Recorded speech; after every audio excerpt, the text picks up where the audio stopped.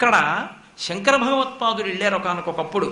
వెళ్ళి శంకర భగవత్పాదులు తపస్సు చేసుకుంటుంటే ఒక కాపాలికుడు వచ్చాడు. ఎందుకు కాపాలికులకు ఆయన మీద కక్ష అంటే, ఆయన అనేకమైనటువంటి వాదనలను తిరస్కరించి వైదికమైనటువంటి ఆరాధనా విధానాన్ని ఆవిష్కరించారు ఈ దేశంలో. అందుచేత కాపాలికులకు కూడా ఆయన మీద కక్ష ఉండేది.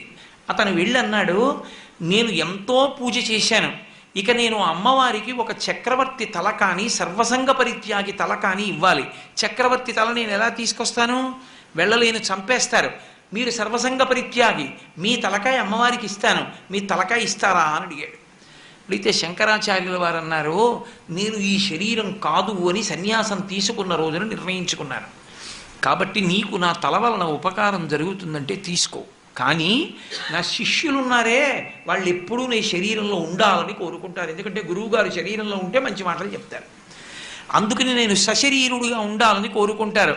వాళ్ళు పాతాళగంగా స్నానానికి వెడతారు. వెళ్ళినప్పుడు నా తల తీసేసుకో అన్నాడు. శిష్యులందరూ పాతాళగంగా స్నానానికి వెళ్ళారు. శంకరాచార్యులు వారు ఒక్కరూ కూర్చుని ధ్యానం చేస్తున్నారు. ఈ కాపాలికుడు వచ్చి కత్తి ఎత్తి శంకరుల యొక్క కంఠాన్ని దునిమైపోయాడు. పద్మపాదాచార్యుల వారు, శంకరాచార్యుల వారి నలుగురు శిష్యులలో ఒకరు, వారికి నృసింహ మంత్రోపాసన ఉంది. ఆ నరసింహస్వామి ఒకానొకప్పుడు అశరీరి అయి వరమిచ్చారు పద్మపాదాచార్యులు. అదంతా చాలా పెద్ద కథ.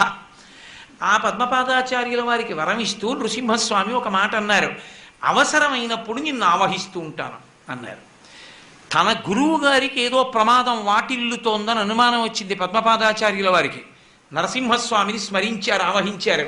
పాతాళగంగ దగ్గరున్నటువంటి పద్మపాదాచార్యుల వారు ఒక్క దూకులో వచ్చేశారు కొండ మీదకి. వచ్చి శంకరాచార్యుల వారి మీదకి కత్తెత్తుతున్నటువంటి కాపాలికుడి యొక్క శిరస్సు ఖండించేశారు నరసింహస్వామి.